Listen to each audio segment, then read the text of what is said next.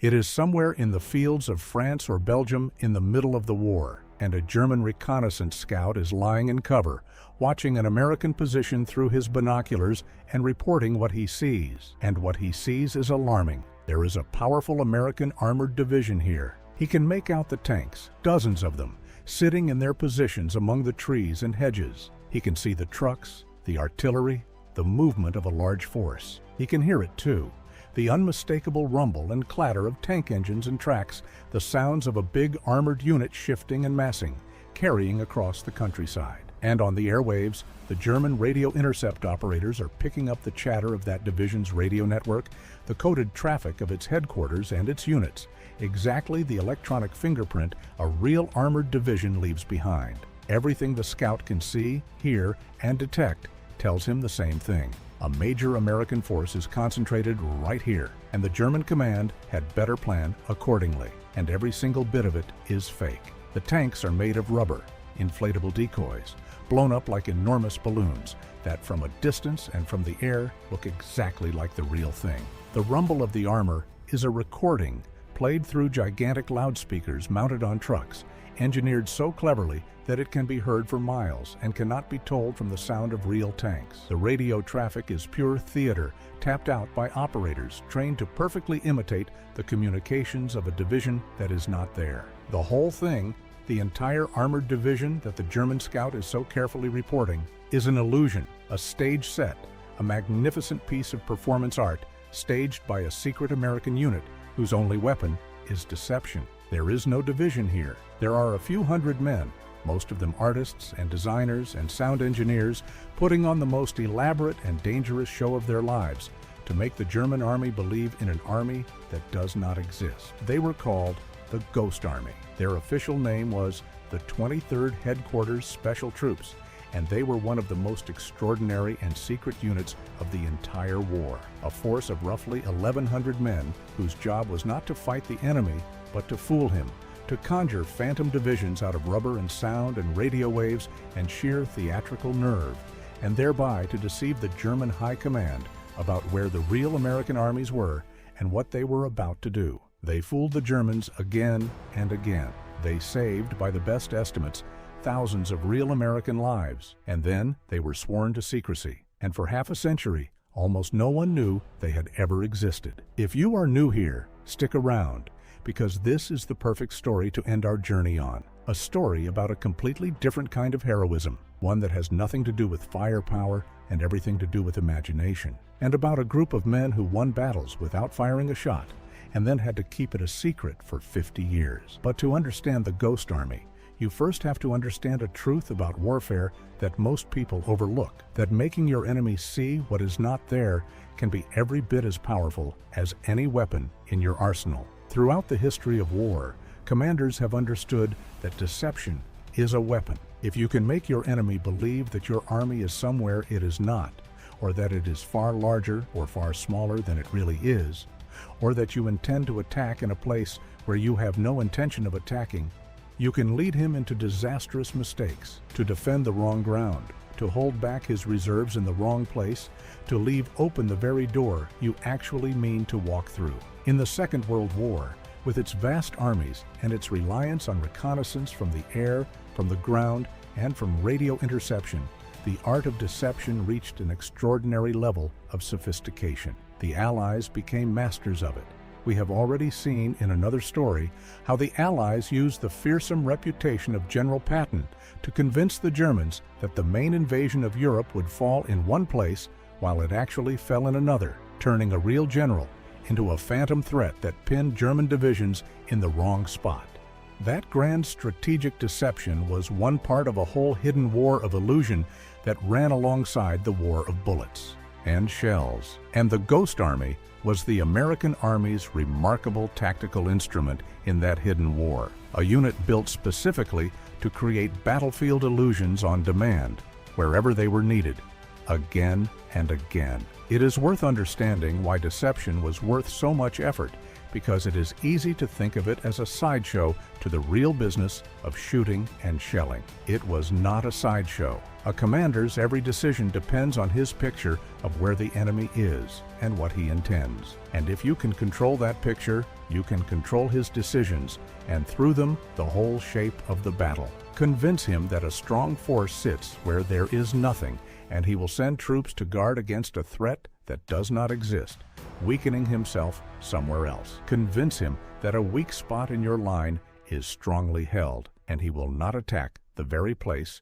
where he could break through. Convince him that your blow is coming on the left, and he will mass his strength on the left while you strike on the right. Every one of these illusions, if believed, is worth divisions, worth all the fighting power that the enemy commits in the wrong place, based on the false picture in his head. The great deceptions of the war moved whole armies and shaped whole campaigns without a shot being fired, simply by feeding the enemy a convincing lie and letting him defeat himself. That is why the Allies invested so heavily in the art of illusion, and why a unit like the Ghost Army, small as it was, could have an impact out of all proportion to its size. 1,100 men with rubber tanks and loudspeakers could, on a good day, be worth an entire division of real soldiers, not by fighting, but by making the enemy fight the wrong shadow. The unit was formed in 1944, and the way it was staffed is one of the most delightful things about it. Because if your job is to create convincing illusions,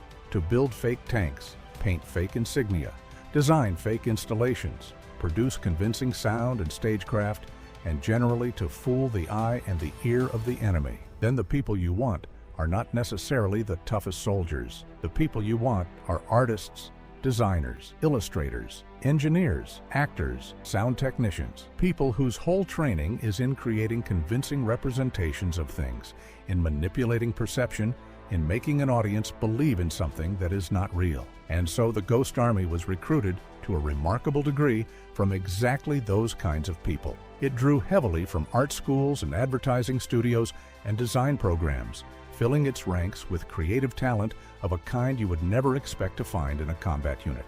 It was, in a very real sense, an army of artists. Picture the strangeness of that recruitment. In a war effort that was pulling millions of men into the standard machinery of the army. Infantry, artillery, armor, all the ordinary trades of killing. Here was a unit deliberately seeking out the opposite kind of talent. The recruiters went looking in art schools, in design studios, in the advertising world, in the places where young men had been learning to draw, to paint, to design, to build convincing images of things. They wanted the kind of mind that instinctively understands how perception works, how a shadow falls, how a shape reads at a distance, how to make the eye accept something as real. They wanted set builders and illustrators and camouflage experts and sound men and performers. And so the barracks of this odd unit filled up with a very different sort of soldier than you would find anywhere else in the army. Sensitive, creative, clever men, more at home with a sketchbook than a rifle, now wearing a uniform and preparing to practice their crafts in the deadliest theater imaginable. Among them were young men whose names would later become well known in the worlds of art and design, a future giant of American fashion, a future major figure in modern painting, photographers and illustrators who would go on to distinguished careers. In the years after the war, some of these men would shape how America dressed and what it hung on its gallery walls. But first, in the 1940s, they would spend the war building fake armies out of rubber and sound, applying their gifts for illusion not to canvas or cloth, but to the single most demanding audience any artist ever faced, an enemy actively trying to catch them in the lie. There has never been another artistic commission quite like it. And some of those artists were, or would become, genuinely famous. Among the men of the Ghost Army were people who went on to be major figures in American art and design after the war. A young man who would become one of the most celebrated fashion designers in the country. A young painter who would become one of the most important American artists of his generation. Photographers and illustrators and designers who would make their names in the decades that followed. In their unit during the war, these creative talents were put to work not on canvases or clothing or magazine layouts, but on the greatest and strangest artistic commission of their lives, the fabrication of entire fake armies designed to be believed by an enemy who wanted very much to see through the trick. It is one of history's loveliest ironies that some of the men who would go on to shape American culture spent the war as illusionists in uniform, painting and building and performing deceptions on the battlefields of Europe. So how did they actually do it? The Ghost Army practiced deception through several different arts at once,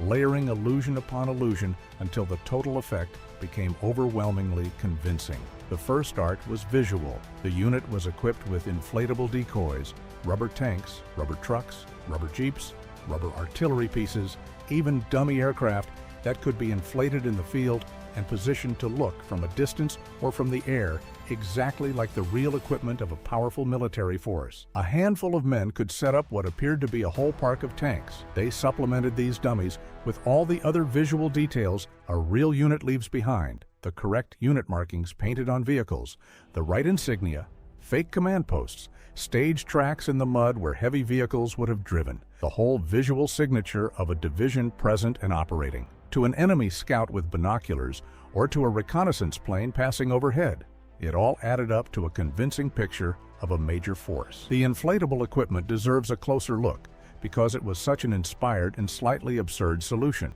A real tank weighs many tons and requires a factory to build. The Ghost Army's tanks weighed almost nothing and could be carried by a few men and inflated in minutes. From up close, of course, a rubber tank is obviously a rubber tank. You could push it over, and a curious cow could, and sometimes did, wander up and lean on one. But warfare rarely offers the enemy a close-up view. Reconnaissance in that war came mostly from a distance, from aircraft flying over at altitude and speed, from scouts observing through binoculars from far off, from the general impression of a position rather than a detailed inspection.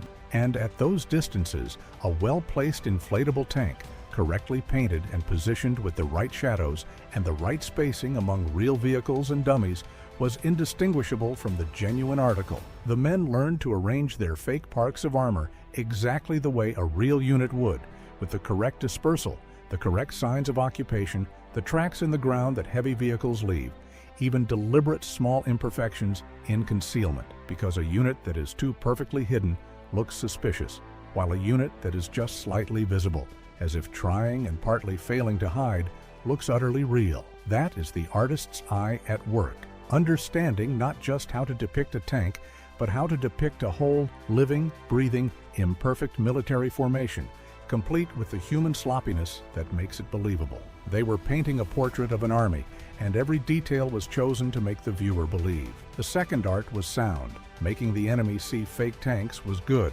Making him hear them too was better. So the Ghost Army included a specialized sonic deception element equipped with enormous, powerful loudspeakers mounted on vehicles. Sound engineers had gone to great lengths before the unit ever deployed, recording the actual sounds of military activity, the noise of tanks and trucks moving, of bridges being built, of men and machines massing, capturing these sounds with great care and skill so that they could be reproduced with total realism.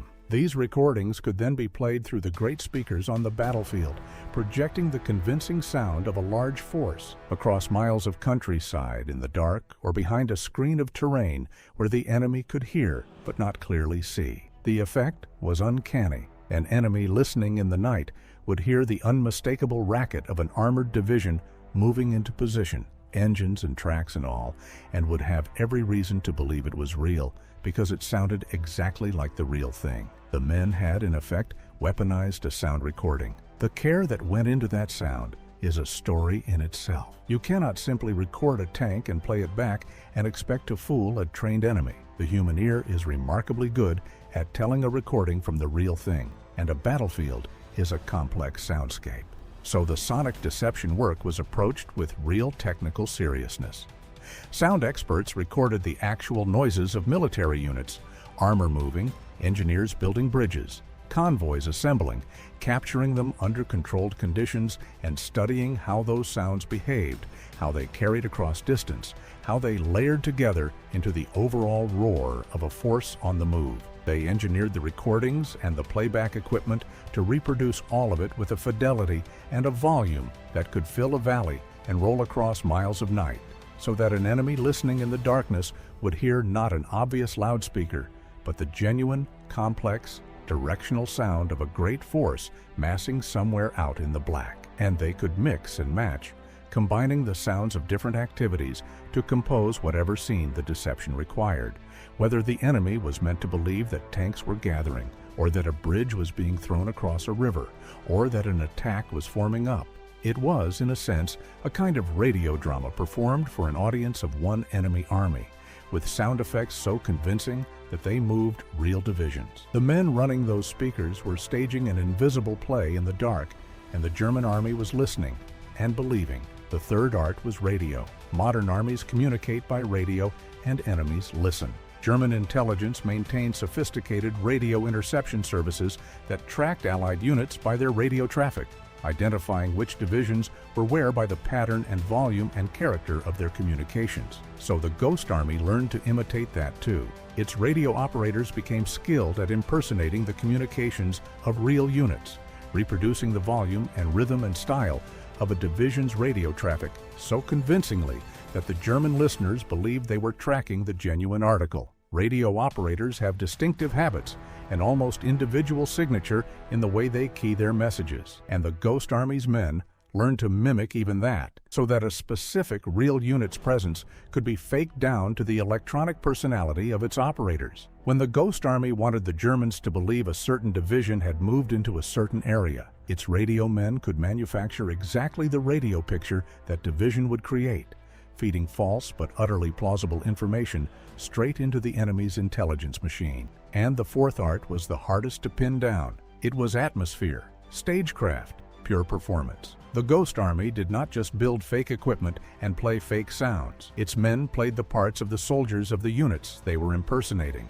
They would wear the insignia of the real division they were pretending to be. They would paint their vehicles with its markings. They would go into nearby towns and play their roles in public, posing as soldiers of the fake unit, letting themselves be seen, sometimes even impersonating senior officers, staging the ordinary comings and goings of a real headquarters, planting the impression among the local population, and thus among any enemy agents or sympathizers watching that a particular famous division was in the area. They set up fake command posts with all the bustle of a real one. They became, in effect, a traveling theatrical company whose stage was the battlefield and whose audience was the German army. And they threw themselves into their roles with all the commitment of the artists and performers they were. Put all four arts together, the inflatable tanks, the recorded sound, the spoof radio, and the live performance, and the illusion became extraordinarily hard for the enemy to see through. Sight, sound,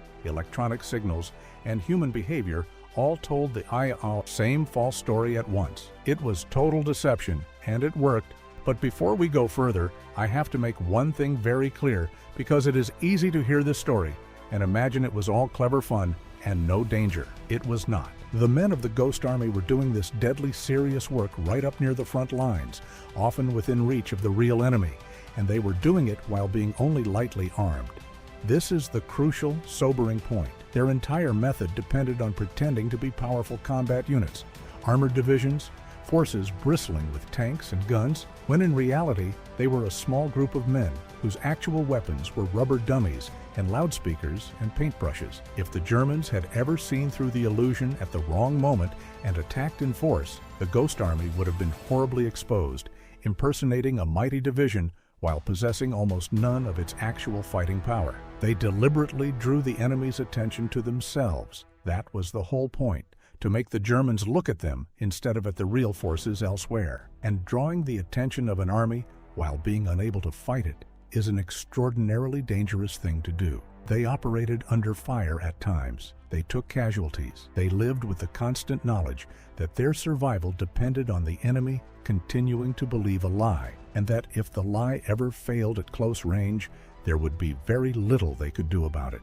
It took a special and often unappreciated kind of courage, the courage to stand in harm's way armed with nothing but an illusion. And it was a courage made stranger by the fact that these men, so many of them gentle and artistic by temperament, had to summon it, not in the heat of a firefight where instinct takes over, but in a cold, deliberate, ongoing way.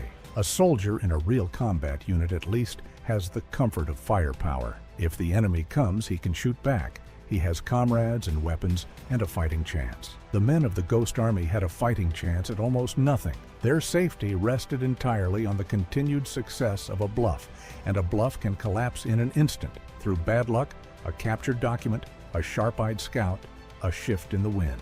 They had to move toward danger, set up their illusions in exposed positions, deliberately make noise, and show themselves to attract the enemy's notice, and then simply hold their nerve and trust that the deception would hold. They were, in a sense, performing a high-wire act over a lethal drop every operation, with no net but the enemy's continued belief in the lie. Some of them were killed and wounded in the course of the war, because operating that close to the front, drawing enemy attention on purpose, is inherently dangerous work, no matter how clever your disguise. The image of the Ghost Army as a whimsical outfit of pranksters with rubber tanks is charming, but it undersells them badly. What they did required a cool, sustained, deliberate bravery that few combat soldiers were ever asked for. The bravery to walk repeatedly into danger carrying nothing but paint, rubber, sound, and nerve, and to bet their lives again and again on the power of a well-told lie.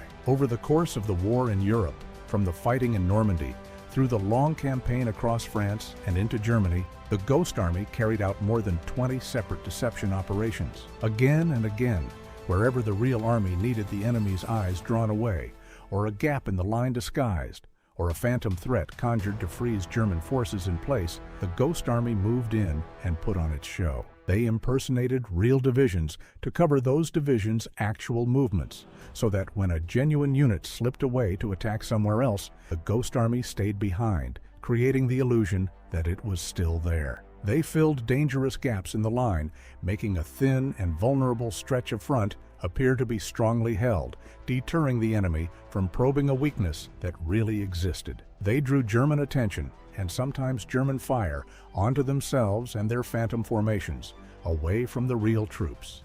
Each operation was a custom piece of theater tailored to the specific need of the moment, performed close to a real and dangerous enemy, with real stakes measured in the lives of the actual soldiers whose operations the deception protected. It was one of the most unusual combat records of the entire war. A unit that fought battle after battle, and whose weapon every time was the lie. And their masterpiece came near the very end, at the crossing of the Rhine. The Rhine River was the last great natural barrier guarding the German heartland, and getting the Allied armies across it was one of the crucial operations of the final phase of the war. A major American crossing was being prepared, and the Ghost Army was given its greatest and most ambitious assignment: to draw German attention and strength away from the place where the real crossing would happen, by staging an enormous deception that made it appear the crossing would come somewhere else. In the early spring of 1945, the Ghost Army mounted its largest operation of the war, impersonating a major force, the equivalent of a couple of divisions, at a false location along the river, throwing everything it had into the illusion: the inflatable armor, the recorded sound of a great force massing, the spoof radio traffic of the units it was pretending to be, the whole theatrical apparatus of a major buildup for a crossing. The goal was to convince the German command that the main blow was coming at the spot the Ghost Army was performing, so that the Germans would concentrate their defenses there and leave the real crossing point more lightly held. And it worked. The deception helped draw German attention and strength toward the phantom threat, contributing to the success of the actual crossing, and in doing so, helping to spare the lives of the real soldiers who made it. It was the Ghost Army's finest hour, a piece of pure illusion that helped open the door into the heart of Germany, and that saved an untold number of American lives by fooling the enemy about where the hammer would fall. The artists had painted their greatest masterpiece, and it was invisible, a picture of an army that was never there, believed by the very enemy it was designed to deceive. To appreciate the achievement, hold in your mind what was at stake at the Rhine. An opposed river crossing is one of the most dangerous operations in all of warfare. Troops packed into boats and onto bridges, exposed and vulnerable, trying to get across open water while a defending enemy pours fire down on them from the far bank. The difference between a crossing where the enemy is concentrated and waiting, and a crossing where the enemy has been drawn off elsewhere, is measured in enormous numbers of lives. That is precisely what the Ghost Army's greatest deception was designed to effect. By staging a convincing threat at a false location, they helped ensure that at least some of the German strength that might otherwise have been massed against the real crossing was instead looking the wrong way, watching for a blow that would never come. Every German unit that faced the Phantom Force was a unit not firing on the real soldiers in the real boats. The men who actually made the crossing may never have known that a few hundred artists and sound engineers and radio operators performing an elaborate illusion miles away had helped clear their path and quiet the guns that might have killed them. That is the peculiar, selfless nature of what the Ghost Army did. Their greatest triumphs were, by design, invisible even to the men they saved. There was no glory in it, no obvious heroism the world could see, only the quiet mathematics of lives spared by a lie well told. And at the Rhine, they told it better than they ever had. And then the war ended, and the Ghost Army disappeared, not just physically, but from history itself. Because here is the final poignant twist in their story. The work they had done was so secret, and the methods of military deception so valuable to keep hidden for possible future use, that the men of the Ghost Army were sworn to secrecy about everything they had done. They were forbidden to talk about it, and that prohibition did not last a year or two. It lasted for decades. For roughly half a century after the war, the story of the Ghost Army remained classified, and the men who had served in it kept their silence. Think about what that meant for them as individuals. These were men who had done something genuinely brilliant and genuinely brave, who had helped win battles and save lives through ingenuity and nerve. And they could not tell anyone.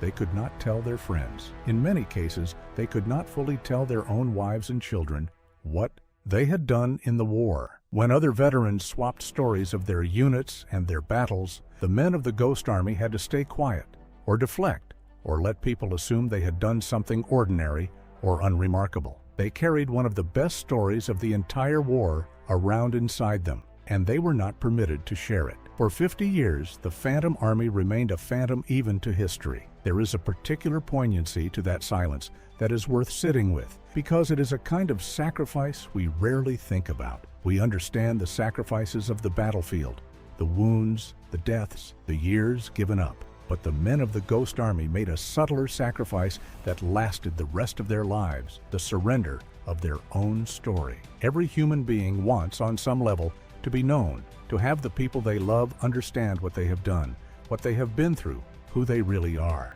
These men were denied that. They came home from the war having done something genuinely remarkable, and they had to fold it away and live as though it had never happened.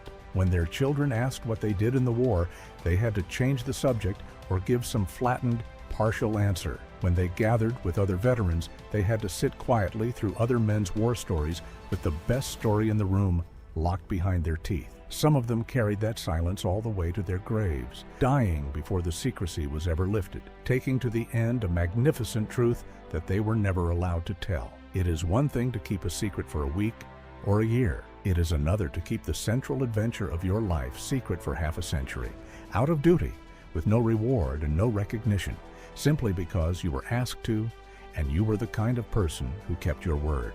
That, too, was a form of service, a long, quiet, uncomplaining loyalty that outlasted the war by decades. It was only decades later, when the secrecy was finally lifted and the records were declassified, that the story of the Ghost Army began to emerge into the light, and the surviving members, by then old men, were at last able to tell what they had done. And when the story came out, it captured people's imaginations exactly as it deserved to. Here was a tale of art and courage and cleverness, of inflatable tanks and sound effects and impersonation, of ordinary creative men who had fooled the German army with illusions and helped win the war without the firepower everyone assumes a war requires. In recent years, that recognition has finally caught up with them. Their story has been told in documentaries and books, and the nation formally honored the unit with one of the highest expressions of gratitude the country can bestow, an official recognition of the Ghost Army's unique and vital service. Coming, as such recognition so often does in these stories,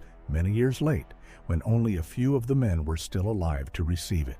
But it came, The Phantom Army was finally made real in the national memory, and the artists who had spent the war creating illusions were at last seen. So what do we take from the Ghost Army as we close out this journey through some of the war's most remarkable and least told stories? The most obvious lesson is a wonderful one, that intelligence and imagination are weapons every bit as real as tanks and guns. The men of the Ghost Army won battles, genuinely helped win them, without the firepower we usually associate with victory. They proved that a clever illusion, well executed, can move an entire enemy army, can save thousands of lives, can help crack open the defenses of a continent.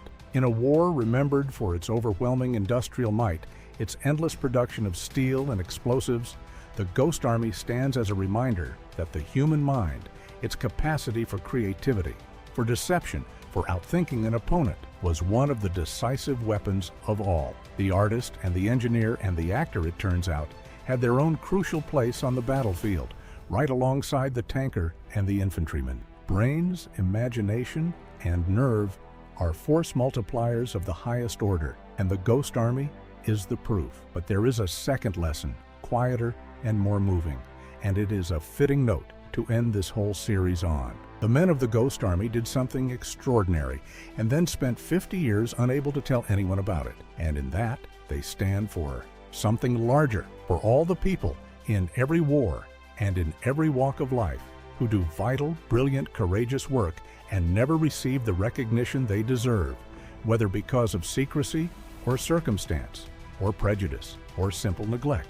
We have met so many of them in these stories. The general who protected the truth so future generations would believe, the tank crews and truck drivers denied their due because of their race, the men who held a castle together across enemy lines, the soldier haunted for life by the courage that made him a legend, the ordinary teacher who did the impossible and then went quietly home. Over and over, we have found that the most important work is often the least celebrated, and that history has a way of overlooking exactly the people it most owes. The Ghost Army is perhaps the purest example of all.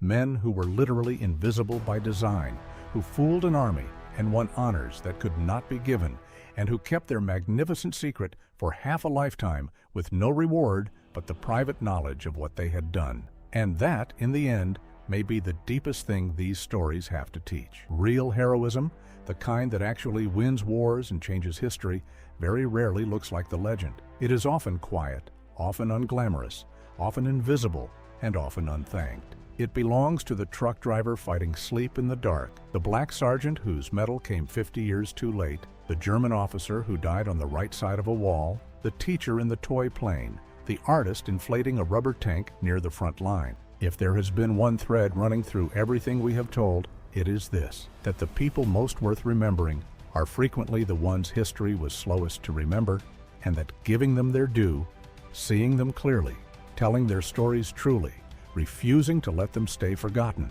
is something worth doing. The Ghost Army spent 50 years unseen. The least we can do, now that we can finally see them, is look.